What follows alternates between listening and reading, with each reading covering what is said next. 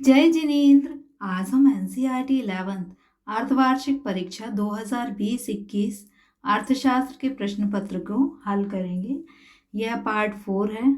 इसके पहले के पार्ट भी आपको लिंक में मिल जाएंगे।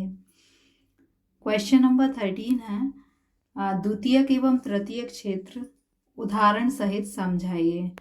तो द्वितीयक क्षेत्र किसे कहते हैं? इसको विनिर्माण क्षेत्र भी कहते हैं द्वितीयक क्षेत्र को। और द्वितीयक क्षेत्र क्या होता है कि जैसे कोई एक उद्योग है तो वो क्या करेगा कि जो जैसे कृषि क्षेत्र है तो कृषि क्षेत्र में गन्ना है तो गन्ने को ये उद्योग कच्चे माल के रूप में लेगा और इसमें से जो शक्कर है वो निर्मित माल के रूप में उत्पादित होगी। तो इसे विनिर्माण क्षेत्र कहते हैं। ये प्राथमिक क्षेत्र से कच्चा माल लेता है और निर्मित वस्तुओं का उत्पादन करता है। द्वितीयक क्षेत्र संगठित क्षेत्र होता है। संगठित क्षेत्र का अर्थ होता है कि ये नियमों के आधार पर चलता है, इसमें सामाजिक सुरक्षा पाई जाती है, ये बेहतर तकनीक का उपयोग करता है। इसमें भारी निर्माण उद्योग जो होते हैं वो इसके अंतर्गत आते हैं। जो प्रकाश से संबंधित उद्योग होते हैं वो इसमें आते हैं। खाद्य प्रसंस्करण उद्योग इसमें आते हैं। तेल शोधन के जो उद्योग होते हैं वो इसमें आते हैं। और ऊर्जा उत्पादन के जो उद्योग होते हैं वो इसमें आते हैं। तो इसमें हमने क्या देखा कि द्वितीयक क्षेत्र को विनिर्माण क्षेत्र कहा जाता है और ये प्राथमिक क्षेत्र से कच्चा माल लेकर निर्मित माल में परिवर्तित करता है। यह संगठित क्षेत्र होता है और ये इसके उदाहरण हैं। तो आप केवल अंडरलाइन वर्ड को याद करके भी याद रख सकते हैं। अब तृतीयक क्षेत्र किसे कहते हैं? तो तृतीयक क्षेत्र को हम सेवा क्षेत्र कहते हैं। सेवा क्षेत्र का अर्थ होता है कि जैसे प्राथमिक क्षेत्र यानी कृषि क्षेत्र है और द्वितीयक क्षेत्र यानी औद्योगिक क्षेत्र है। अब इन दोनों क्षेत्रों में काम करने वाले लोग जो होते हैं, जो सेवा प्रदान करते हैं, वो जो भी सेवा प्रदान कर रहे हैं उन्हें हम किस में लाएंगे? तृतीयक क्षेत्र में। जैसे उद्योगों के अंदर जो इंजीनियर हैं वो क्या है? सेवा प्रदान कर रहे हैं। वकील सेवा प्रदान कर रहे हैं। ऐसे कृषि क्षेत्र में जो प्रबंधक होते हैं वो सेवा प्रदान करते हैं। तो ये प्राथमिक और माध्यमिक क्षेत्र जो हैं उनको सेवा प्रदान करते हैं। ये संगठित होते हैं यानी नियम कानून के अनुसार चलते हैं और ये सरकार के नियमों के अनुसार चलते हैं और इनमें सामाजिक सुरक्षा पाई जाती है, मतलब पीवीएफ वगैरह की व्यवस्था होती है और ये आधुनिक तकनीक का उपयोग करते हैं। इसके अंतर्गत व्यापार, यातायात, संचार, वित्त, पर्यटन, स्वास्थ्य सेवाएं, लोक प्रशासन, लोक सेवा, सूचना, न्याय, स्वास्थ्य आदि सेवाएं आती। इतने सारे याद करने की जरूरत नहीं है, जितने आपको याद रहें। तो तृतीयक क्षेत्र में हमने क्या देखा कि ये सेवा क्षेत्र होता है। ये प्राथमिक और माध्यमिक क्षेत्र को सेवा प्रदान करता है। यह संगठित होता है और आधुनिक तकनीक का प्रयोग करता है। अब श्रमिक जनसंख्या अनुपात क्या होता है? तो क्वेश्चन में ही आंसर छुपा होता है, यानी जनसंख्या में श्रमिकों का कितना अनुपात है। तो हमने ऊपर लिख दिया श्रमिकों की कुल जनसंख्या और नीचे लिख दिया देश की कुल जनसंख्या। तो श्रमिकों की संख्या को देश की कुल जनसंख्या से भाग देने पर श्रमिकों जनसंख्या अनुपात प्राप्त होता है। इससे हमें क्या पता चलता है? इससे हमें देश में रोजगार की स्थिति का पता चलता है और यह पता चलता है कि जनसंख्या में कितने लोग हैं जो उत्पादन में सक्रिय योगदान दे रहे हैं। अर्थव्यवस्था के प्रमुख विभागों के नाम लिखिए। तो पहला विभाग है उपभोग। उपभोग जो है जितनी भी आर्थिक क्रियाएं होती हैं, उत्पादन, उपभोग, विनिमय, वितरण और राजस्व, उनका आदि और अंत है। यानी सारी आर्थिक क्रियाओं का प्रारंभ उपभोग से होता है और अंत भी उपभोग पर ही होता है। उपभोग यानी जैसे हम मानवीय आवश्यकता की संतुष्टि के लिए वस्तुओं और सेवाओं का प्रत्यक्ष उपयोग क्या कहलाता है? उपभोग कहलाता है।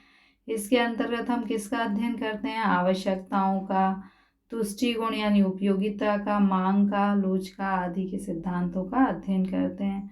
उत्पादन क्या है? उपयोगिता का सृजन है। जैसे कि नदी के नीचे रेत है तो ये उत्पादन नहीं है, लेकिन रेत को यदि बाहर निकाल दिया जाए तो क्या होगा कि ये उपयोग में आने लगेगी। उपयोगिता का, हमने रेत की उपयोगिता का सृजन किया, तो ये क्या हो जाएगा, उत्पादन।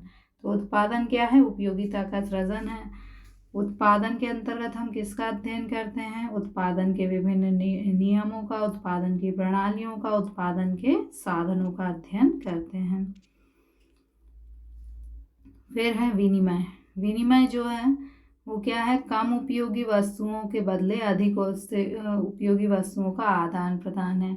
आपके पास पैसा है और आपको भूख लगी है, तो सेब जो है वो आपके लिए पैसे से ज़्यादा उपयोगी है, तो आपने पैसा दिया और सेब ले लिया, तो ये क्या हो गया, विनिमय। कम उपयोगी वस्तु के बदले अधिक उपयोगी वस्तु का आदान प्रदान। विनिमय में हम किसका अध्ययन करते हैं, बाजार की विभिन्न दशाओं में मूल्य निर्धारण का, उत्पादन लागतों का, मुद्रा एवं बैंकिंग से संबंधित समस्याओं का अध्ययन किया जाता है। वितरण किसे कहते हैं, अब जो उत्पादन हो जाता है, उत्पादित धन, जो भी उत्पादन होता है वो भूमि, पूंजी, श्रम, संगठन और साहस के द्वारा किया जाता है। तो इस उत्पादन को इन सब के मध्य वितरित करने का अध्ययन हम किस में करते हैं, वितरण में, कि वितरण के क्या सिद्धांत हो सकते हैं। लोक राजस्व का अर्थ होता है, लोक यानी सरकार का राजस्व। सरकार, जैसे हम आय व्यय करते हैं ना अपनी आय में से व्यय, ऐसे ही सरकार के पास कुछ आय होती है, वो सार्वजनिक आय होती है, उसमें से सरकार व्यय करती है।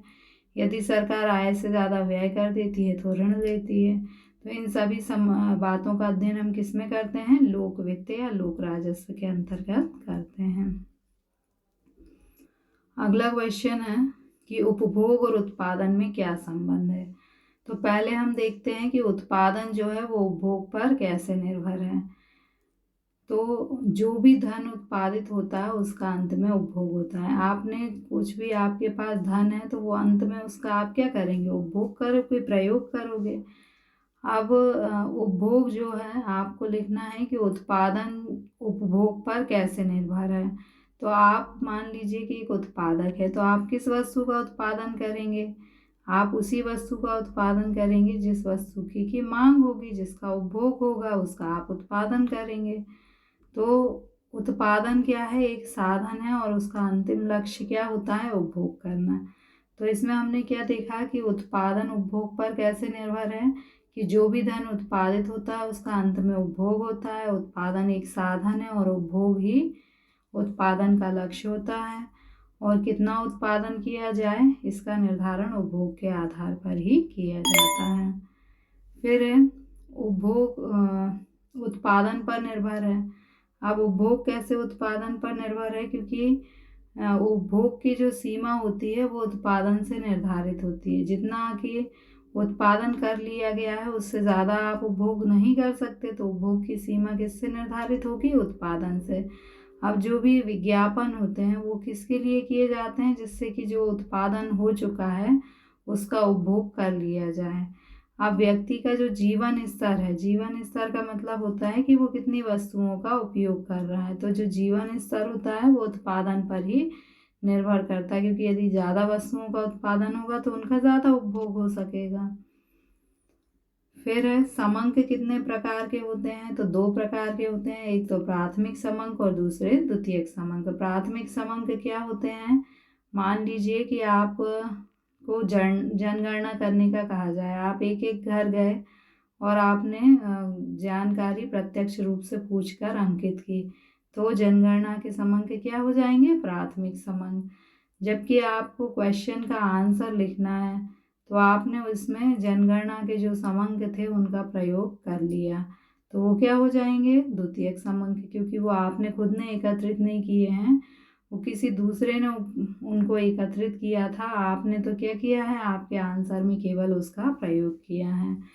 तो प्राथमिक समंक कौन से होते हैं, जिन्हें पहली बार स्वयं अनुसंधानकर्ता द्वारा एकत्रित किया जाता है। ये मौलिक होते हैं, यानी नए होते हैं, किसी दूसरे के नहीं होते, और ये आपके उद्देश्य के अनुकूल होते हैं। आपने पहले उद्देश्य निर्धारित किया और उसके अनुकूल आपने जानकारी जो है वो एकत्रित की। जबकि द्वितीयक समंक जो होते हैं वो पहले से अस्तित्व में थे, ये पहले से ही आपके जनगणना के आंकड़े थे। आपको तो वर्तमान प्रश्न के उत्तर के लिए आपने इन्हें इकट्ठा नहीं किया, बल्कि ये पहले से दूसरे उद्देश्य से एकत्रित किए गए थे। वर्तमान में तो आपने इनको संशोधित करके प्रयोग कर लिया। तो हमने इसमें क्या देखा है, प्राथमिक समंक पहली बार स्वयं एकत्रित किए जाते हैं, ये मौलिक होते हैं और उद्देश्य के अनुकूल होते हैं, जबकि द्वितीयक समंक पहले से अस्तित्व में होते हैं, ये किसी दूसरे उद्देश्य से एकत्रित किए जाते हैं और इन्हें संशोधित करके उपयोग किया जा सकता है। प्राथमिक समंकों का उदाहरण है जनगणना के समंक, और द्वितीयक समंक का उदाहरण है कि जनगणना के समंकों का किसी अन्य जगह उपयोग करना। फिर है कृषि की गतिहीनता के प्रमुख कारण क्या हैं। गतिहीनता का अर्थ है कि कृषि में जो विकास है वो नहीं होना, वो जो जैसी कृषि की स्थिति है वैसी ही होना।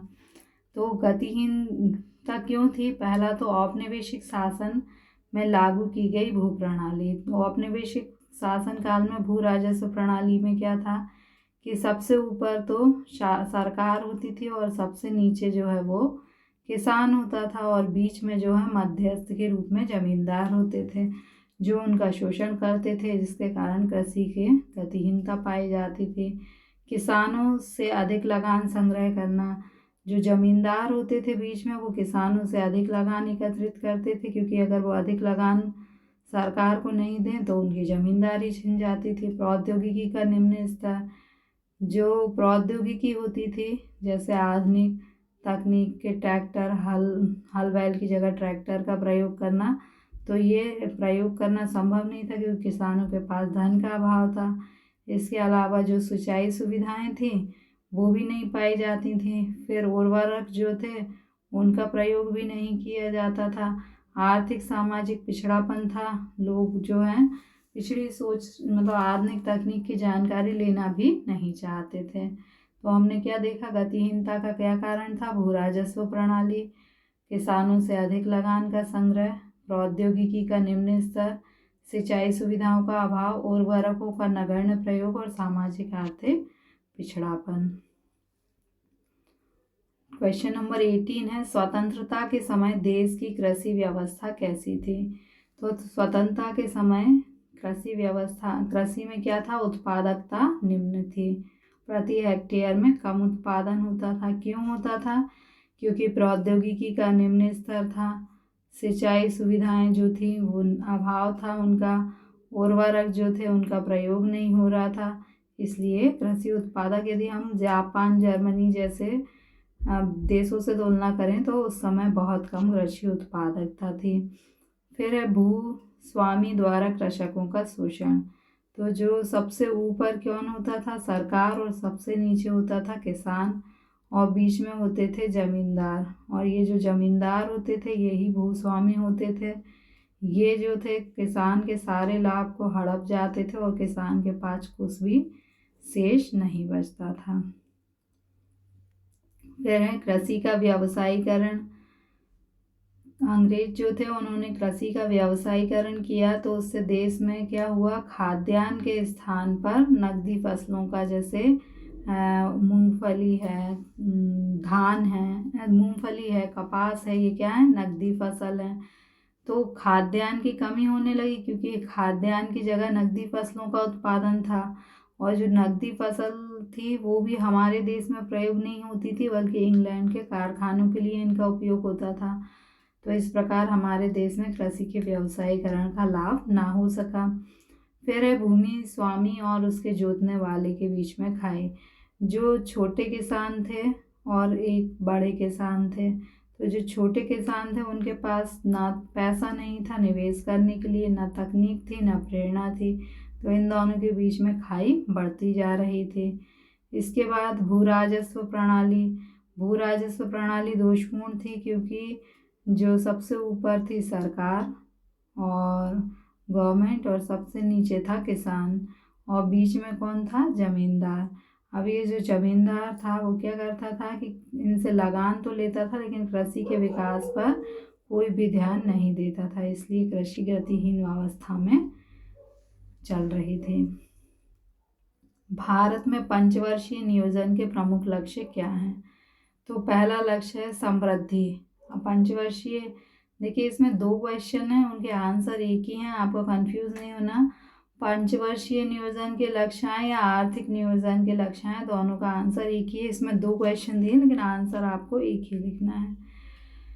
तो पंचवर्षीय आर्थिक नियोजन का जो लक्ष्य था वो पहला लक्ष्य था समृद्धि। समृद्धि का अर्थ होता है कि उत्पादन में वृद्धि होना, यानी यदि हम आधुनिक मशीनों का प्रयोग करेंगे, यंत्रों और औजारों का प्रयोग करेंगे तो उससे जो उत्पादन होगा उसमें वृद्धि होगी। तो इसे हम क्या कहेंगे? आर्थिक समृद्धि कहेंगे। और पंचवर्षीय योजनाओं में ये प्रयास किया गया कि देश में जो उत्पादन है उसमें वृद्धि हो सके। फिर है पूर्ण रोजगार। पूर्ण रोजगार का अर्थ है कि जो व्यक्ति काम करने की इच्छा रखता है और योग्यता रखता है उन्हें रोजगार मिल जाना चाहिए। अगर उन्हें रोजगार नहीं मिलेगा तो क्या होगा कि देश में जो बुराइयां हैं वो पनकेंगी, यानी जैसे चोरी डकैती आतंकवाद जैसी बुराई जो हैं वो पनपने लगेंगी। इसके बाद है समानता। पंचवर्षीय योजनाओं में ये कहा गया कि यदि आर्थिक समृद्धि हुई, जीडीपी में वृद्धि हुई, लेकिन उसका सभी को लाभ नहीं मिला तो उससे क्या होगा कि धनी और धनी हो जाएंगे और गरीब हो जाएंगे। तो आर्थिक नियोजन का उद्देश्य रखा गया कि अमीरों और जो गरीबों के बीच में जो खाई है वो धीरे धीरे भर जाए और समानता व्याप्त हो जाए। इसके बाद आत्मनिर्भरता। आत्मनिर्भरता का अर्थ होता है कि यदि हम किसी कपड़े का या किसी भी वस्तु का उत्पादन स्वयं कर सकते हैं तो उसे हमें दूसरे देशों से आयात नहीं करना चाहिए। पहले तो हम जो दूसरे देशों से मान लीजिए वस्त्र का आयात कर रहे थे, तो पहले तो हम आयात को कम करेंगे और धीरे धीरे उसे समाप्त कर देंगे, तो हम क्या हो जाएंगे? आत्मनिर्भर। तो ये नियोजन का महत्वपूर्ण उद्देश्य था। इसके बाद है आधुनिकीकरण। आधुनिकीकरण का अर्थ होता है कि ढांचागत और संस्थागत परिवर्तन। ढांचागत मतलब देश में बिजली जो है वो हो, इसके बाद पानी हो, फ्लाईओवर्स हो। संस्थागत परिवर्तन का अर्थ है बैंक, वित्तीय संस्थाएं, बीमा कंपनियां आदि। तो ये सभी जो हैं वो उत्पादकता में वृद्धि में सहायक होती हैं।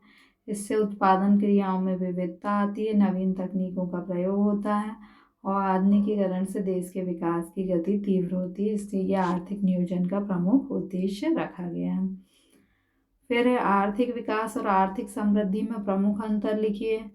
तो आर्थिक समृद्धि हम ये समझ सकते हैं कि आर्थिक समृद्धि एक संकुचित अवधारणा है और आर्थिक विकास जो है व्यापक अवधारणा है। छोटी चीज़ है आर्थिक समृद्धि और आर्थिक विकास बड़ी चीज़ है।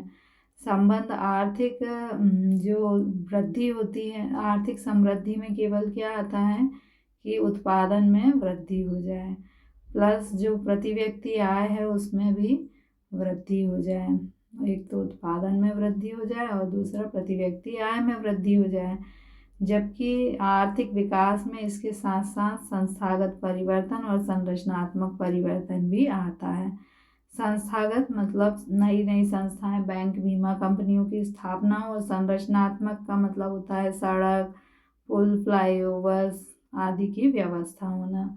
समग्रता का अर्थ होता है कि आर्थिक समृद्धि जो है वो एक क्षेत्र की वृद्धि से संबंधित है। एक क्षेत्र मतलब केवल उत्पादन में वृद्धि से संबंधित है, जबकि आर्थिक विकास जो है संपूर्ण वृद्धि से संबंधित है। इसमें केवल उत्पादन में वृद्धि नहीं होना चाहिए बल्कि लोगों का जो जीवन स्तर है उसमें भी वृद्धि शामिल होती है। लक्ष्य आर्थिक समृद्धि का लक्ष्य जो है वो पूर्व निर्धारित नहीं होता, जबकि आर्थिक विकास का जो लक्ष्य है वो पूर्व निर्धारित होता है। विकास की दिशा, आर्थिक समृद्धि की दिशा सकारात्मक भी हो सकती है और नकारात्मक भी। जैसे आर्थिक समृद्धि में उत्पादन में वृद्धि होती है, लेकिन यदि मान लीजिए कि शराब के उत्पादन में वृद्धि होगी तो वो नकारात्मक वृद्धि होगी, लेकिन आर्थिक विकास में हमेशा सकारात्मक वृद्धि होती है। आर्थिक समृद्धि का संबंध विकसित अर्थव्यवस्थाओं से होता है, जबकि आर्थिक विकास का संबंध विकासशील अर्थव्यवस्थाओं से होता है।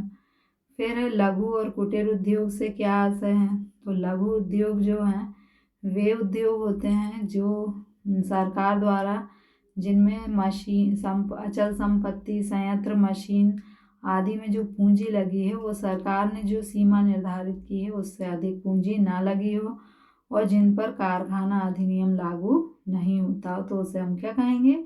लघु उद्योग। इसमें श्रम शक्ति का उपयोग कम होता है, वस्तुओं सेवाओं का उत्पादन भी कम होता है। इसके प्रकार हैं सूक्ष्म, लघु और मध्यम उद्योग, और इसके उदाहरण है कूलर, हीटर, मीटर, टोकरी, बैग आदि बनाने के उद्योग। तो लघु उद्योग क्या होते हैं? जिनमें पूंजी जो है सरकार द्वारा निर्धारित पूंजी से अधिक नहीं लगी हो, जिन पर कारखाना अधिनियम लागू होता हो, जिसमें श्रम शक्ति का कम प्रयोग हो, वस्तुओं और सेवाओं का कम उत्पादन हो। सूक्ष्म, लघु और मध्यम उद्योग, और ये इसके उदाहरण हैं।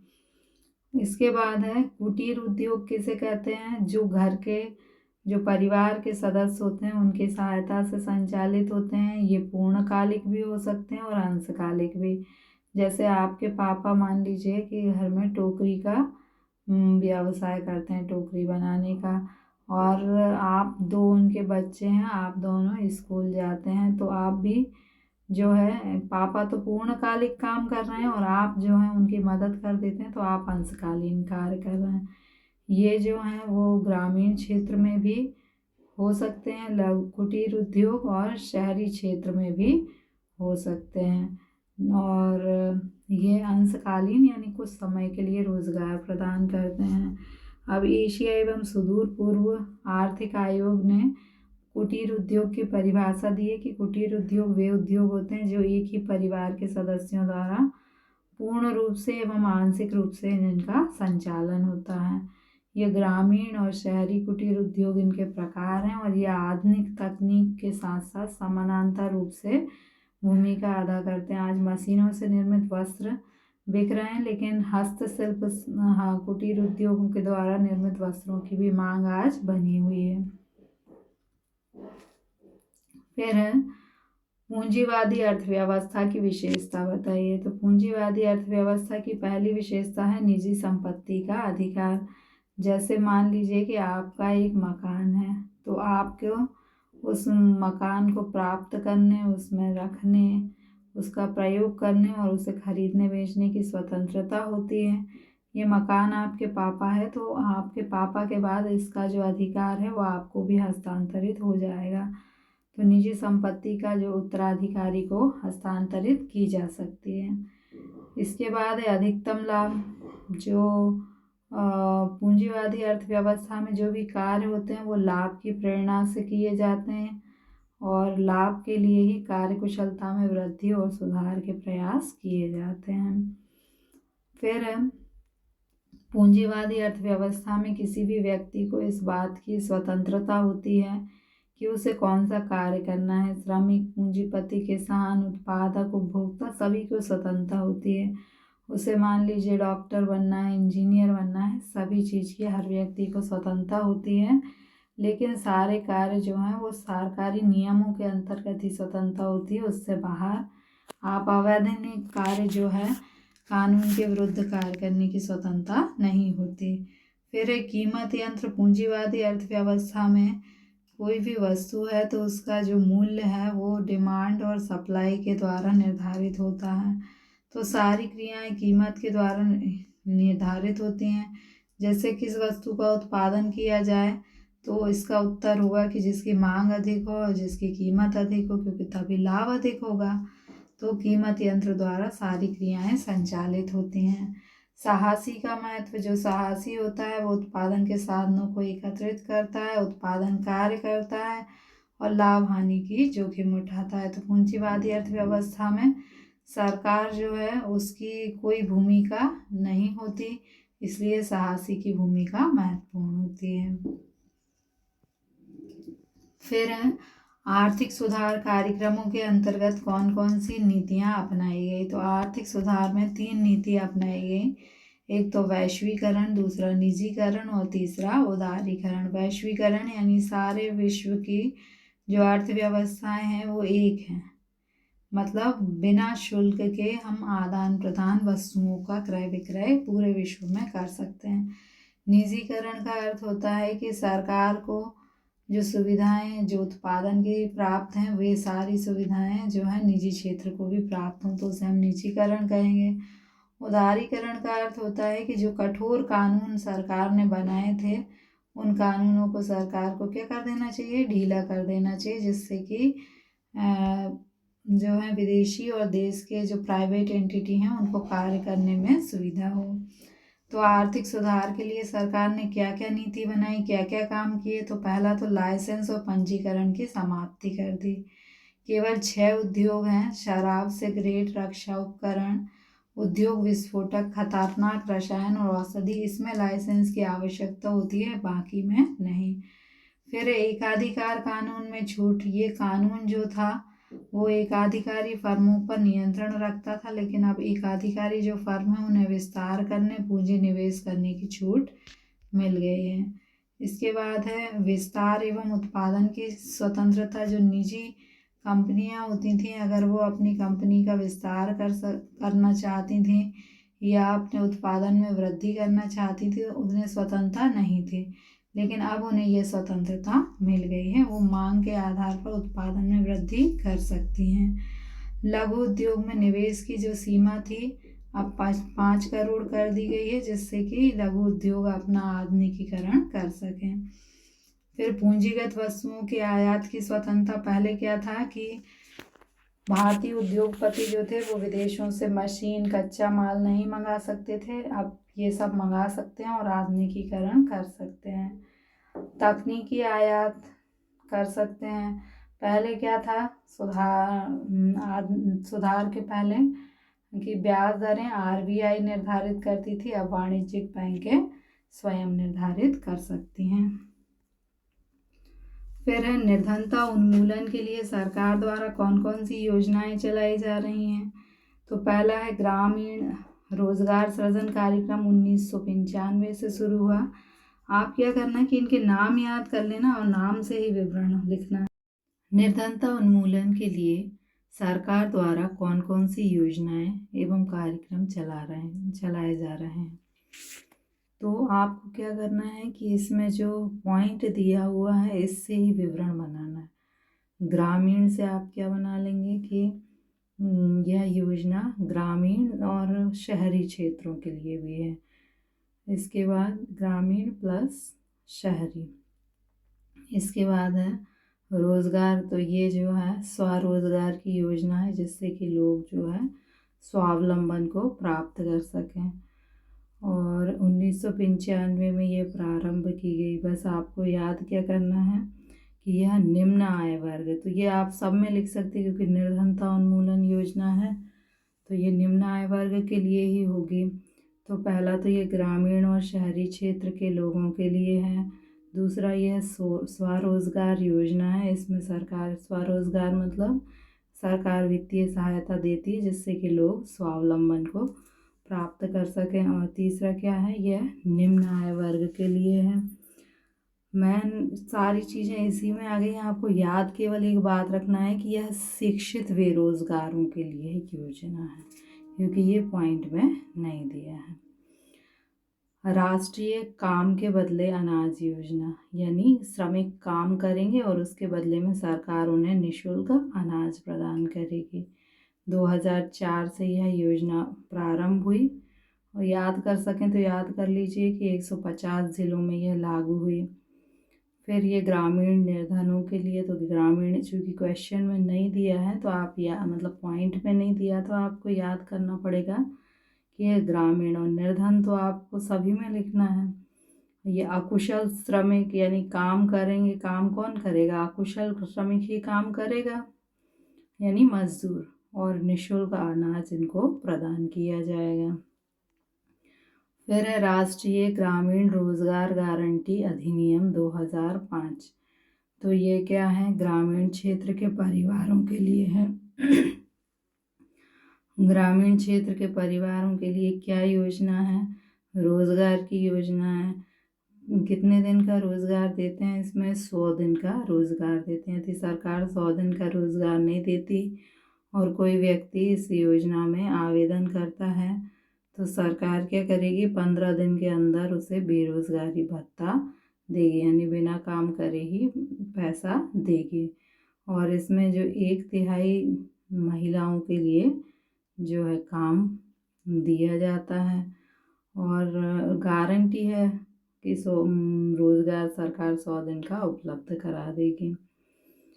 इसके बाद है प्रधानमंत्री जन धन योजना 2014। तो ये क्या है कि ये एक जो भी निर्धन लोग हैं वो सभी के बैंक में खाते हों, जिससे सरकार उन्हें जो भी आर्थिक सहायता दे वो सीधे उनके खाते में जमा हो जाए, किसी प्रकार का कोई भ्रष्टाचार ना हो। इसके लिए ये जन धन योजना 2014 से प्रारंभ हुई। जिसका भी खाता इसमें खोला जाता है उसे 1 लाख का जीवन बीमा और 30,000 का जीवन बीमा कवर प्रदान किया जाता है। आयुष्मान भारत योजना ये जन धन 2014 और 4 साल बाद 2018 में आयुष्मान योजना प्रारंभ की गई। ये एक स्वास्थ्य बीमा योजना है। इसमें सरकार अस्पताल में एडमिट होने और उसके बाद के भी खर्च को कवर करती है। तो नाम से ही आप याद रख सकते हैं कि इसका क्या विवरण हो सकता है। ग्रामीण रोजगार सृजन कार्यक्रम ग्रामीण और शहरी क्षेत्र के लिए है और ये सब में लिखना है। निम्न आय वर्ग के लिए सन आपको याद रखना है और इसमें स्वरोजगार के लिए वित्तीय सहायता सरकार प्रदान करती है। और आयुष्मान भारत और ये तो आपको नई योजनाएं हैं तो याद होंगी। फिर है भारत में मानव पूंजी निर्माण की प्रमुख समस्याएं। पहली समस्या है पहले हम देखते हैं कि पूंजी निर्माण क्या होता है। जैसे आपके पास धन है और आपने इस धन का इतना भाग खर्च कर दिया और इतना भाग बचा लिया।